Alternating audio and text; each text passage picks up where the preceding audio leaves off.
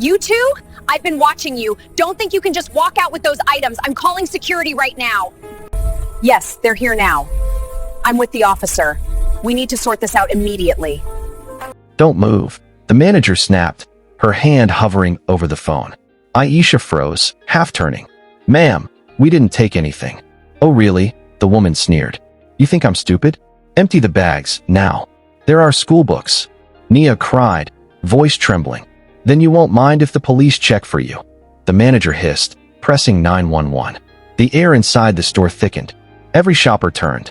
The hum of the air conditioner sounded like a warning. The twins looked at each other, fear and disbelief mirrored in their eyes, as the woman spoke into the phone. Yes, 2 suspects. Black, hoodies, acting suspicious. Send someone quick. But what happened next, no one in that store was prepared for. Because when their mother arrived, everything changed.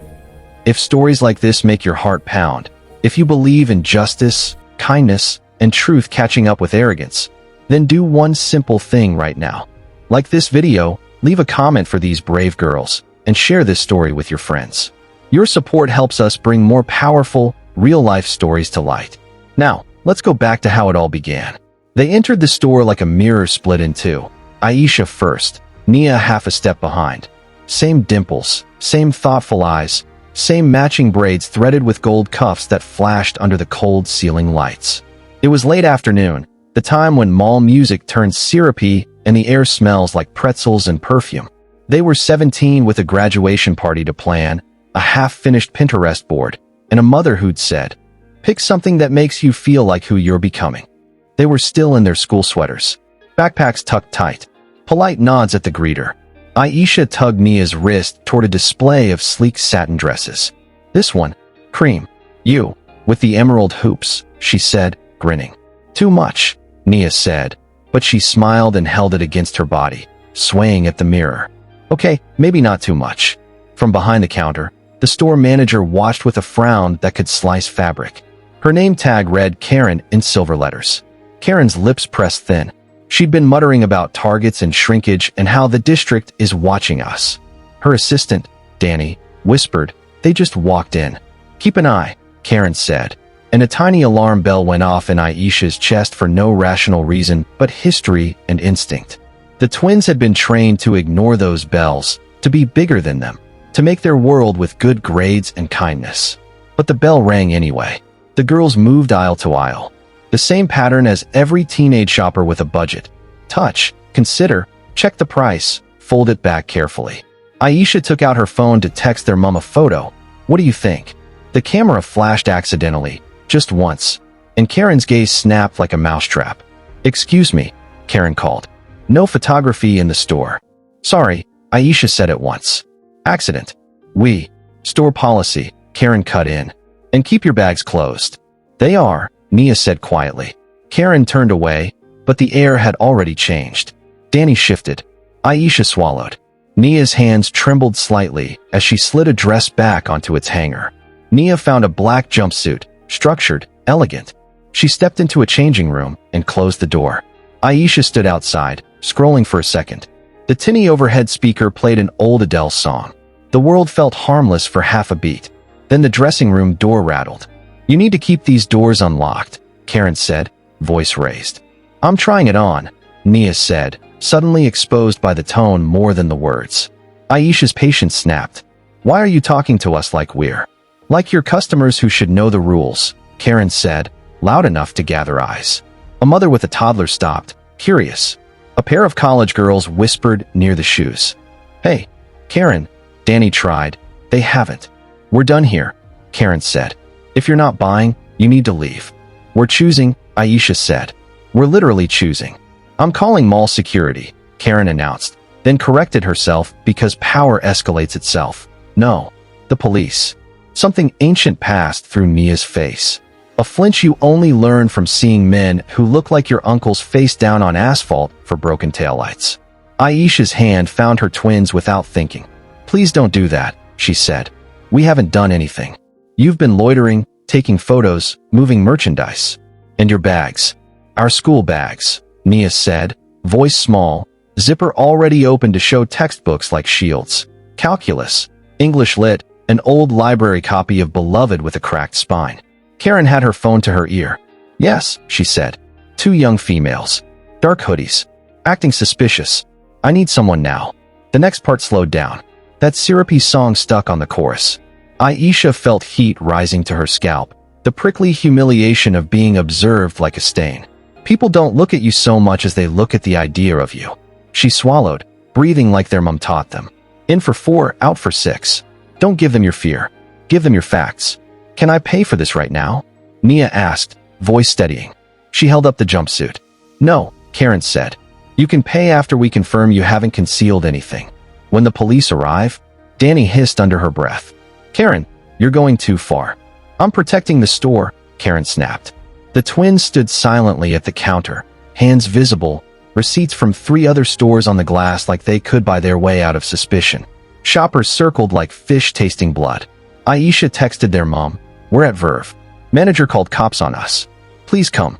Her mom's typing bubbles appeared immediately, then disappeared, then returned. On my way. Do not argue. Keep video rolling if needed. I'm close. Close.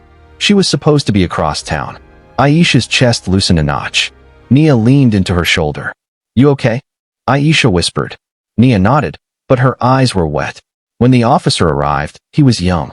Polite voice. Eyes mapping the scene. Afternoon, he said. What's going on? Karen pointed at the twins with a stiff finger. Suspicious behavior. Possible shoplifting. The officer's eyes rested on Aisha. Then Nia. Then the open backpacks. Then the intact tags. He looked tired. Did you see them take anything, ma'am? They were in the dressing rooms too long. They were taking photos. They were. He turned to the twins. Do you have receipts from other stores? They nodded and handed them over. IDs. We're minors, Aisha said. But yes. They handed school IDs. May I look in your backpacks? He asked, even-toned. The twins exchanged a look, then nodded. The officer peered in. Pencils, chargers, spirals. He looked up at Karen. I don't see probable cause here. Karen bristled. You're not taking this seriously. I am, he said. That's why I'm not escalating it unnecessarily. The automatic doors whooshed then, and the mall air shifted like a weather front. A woman in a navy pantsuit, heels biting the tile, braided bun like a crown. Her presence rearranged the room. Some people just tightened the space with gravity. She didn't look at the officer. She didn't look at Karen. She walked straight to the twins and gathered them with her eyes first, then her arms. Mom, Nia whispered, spilling relief. Are you okay? She asked, voice calm, eyes sharp. We didn't, Aisha started. I know, their mom said. She faced the counter. Who is the manager on duty? Karen lifted her chin. I am. And I. Wonderful, their mom said, sliding a business card across the glass. I'm Adana Okoye, CEO, newly appointed, of Verve Retail Group. As in, the company that owns this store. Silence rippled. Danny's mouth fell open. The officer blinked.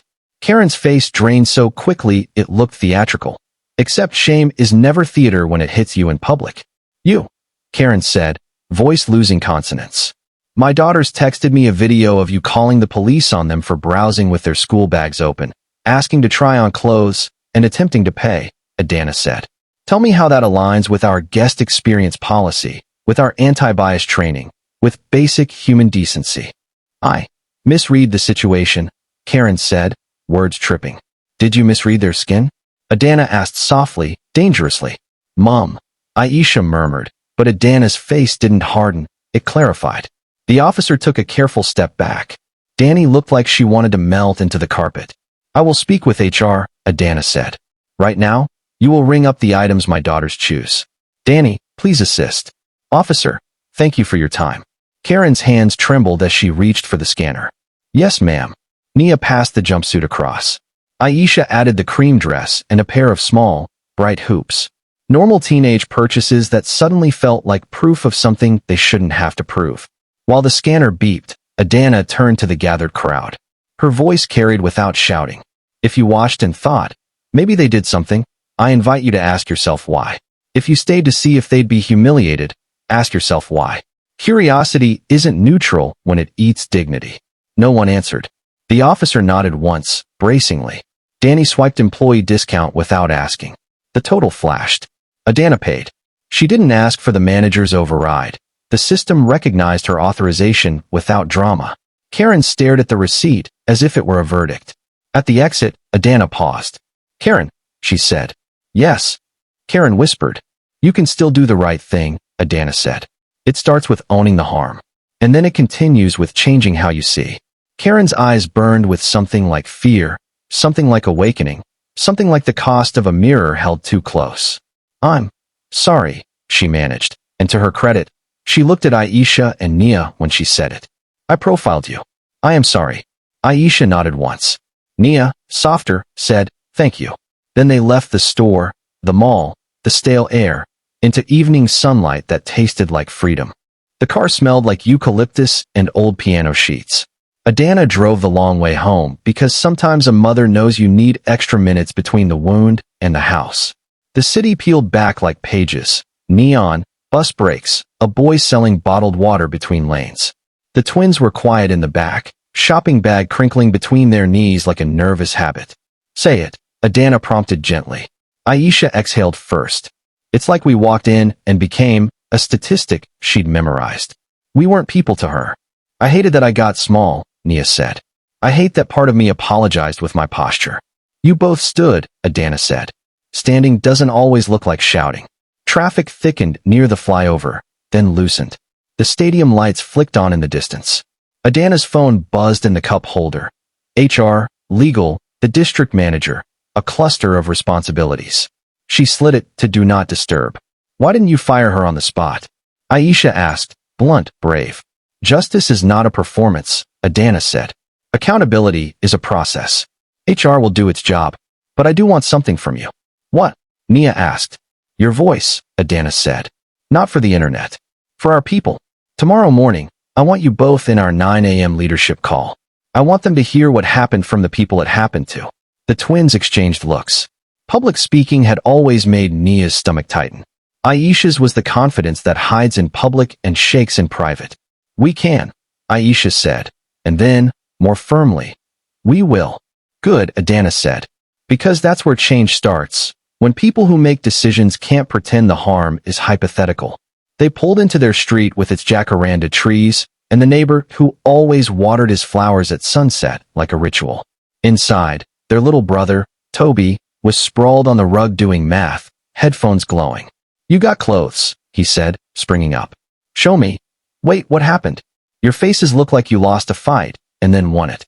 Something like that, Aisha said, pulling both twins into laughter they didn't know they'd been holding. After dinner, after homework, after Toby's too loud show and their father's joke about learning karate to escort them to the mall next time, the house slowed. The twins curled up on Aisha's bed in the half-dark, the ceiling fan slicing the silence into even pieces. You were brave, Nia whispered. You were kind, Aisha said. They slept like people who'd crossed a bridge and wanted to forget the river. Morning would bring the call. Morning would bring Karen's consequences.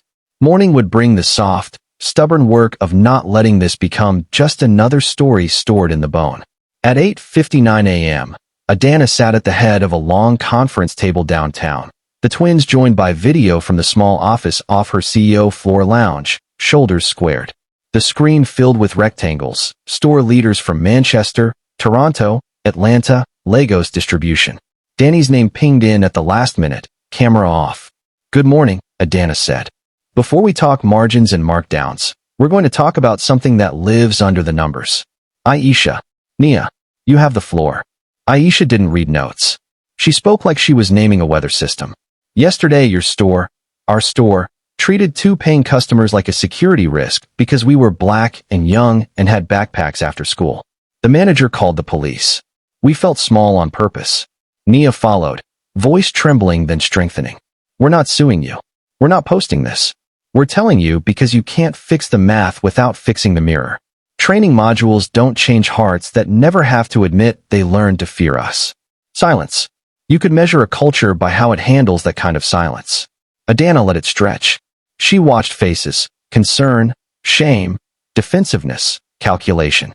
Finally, a district lead from Boston cleared her throat. Thank you, she said, voice thick. I've made that call. I thought I was protecting my team. I was protecting my fear. Another manager said, we script apologies for customers. We never script the questions for ourselves. Karen's rectangle was there, camera on. She looked nothing like the rigid woman from yesterday. She looked like a person stripped to her learning. My store, she said softly, hurt your daughters. I hurt your daughters. I'm so sorry. I've asked to step down from my role while I go through restitution training. I want to make this right even if I can't erase it. Adana's chin dipped, not to praise, not to punish, but to mark a turning. You cannot buy back trust, she said. You can only live in a way that earns it over time. As the call continued, specifics formed, a customer bill of rights printed at every door, an immediate halt to calling law enforcement except when an actual crime is observed, a protocol that demanded evidence, not vibes, paid staff time for community circles with local youth groups, a scholarship fund in the twins' honor for retail workers' kids entering university, funded by executive bonuses. Do you agree? Adana asked the twins quietly, as if the whole company had shrunk to the three of them again. Aisha nodded slowly. It's a start. Nia hesitated. One more thing. Not just training. Mentoring. Pair managers with local families for a year. Real relationships change reflexes. Done, Adana said, and you could hear keyboards around the world catching up to that word. After, the twins walked with their mum to the glass wall that looked over the city's morning. People bent to errands. A bus hissed. A man on a bike laughed into the wind. The world moved and didn't know it had shifted a degree. You did good, Adana said. And it's not your job to fix everything. But today, you fixed something. They went out for tea to mark the day. Not coffee, too harsh. And as they lifted their cups, the door chimed. Karen stepped in, no longer in a Verve blazer, just a plain cardigan. She held a small paper bag. I asked Danny where you might be, she said, eyes unsure. I made you something. Well, my wife did. She sews. It's silly but. She set the bag down, hands retreating fast. Inside were 2 silk scrunchies, emerald green with tiny cream stitching. The exact colors of the dress and the hoops. Aisha's eyes warmed. Nia squeezed the fabric. Thank you, she said. I'm starting over, Karen said. I don't want this to be the worst thing about me. It doesn't have to be, Adana said. But the work is yours. Karen nodded, breath shaky, then slipped away into the morning. That night, the twins FaceTimed their grandmother. The call began with small talk and ended with a blessing. May your shadows make you kind, she said. May your victories make you humble. May your story make someone braver the next time. Later, Aisha pinned the receipt and the discount tag to a corkboard, not a trophy, a reminder. Nia hung the jumpsuit on her closet door where the light could find it. The world had not been healed, but a part of it had been named, and then mended, and then promised a different future in ink. And promises, when kept, are how kingdoms, companies, families, hearts, change policy into culture. Have you ever judged someone before knowing their story, or felt it happen to you? What could you change about your reflexes tomorrow? If this moved you, like, subscribe, and share to keep stories like this flowing, and to keep the conversations that matter alive.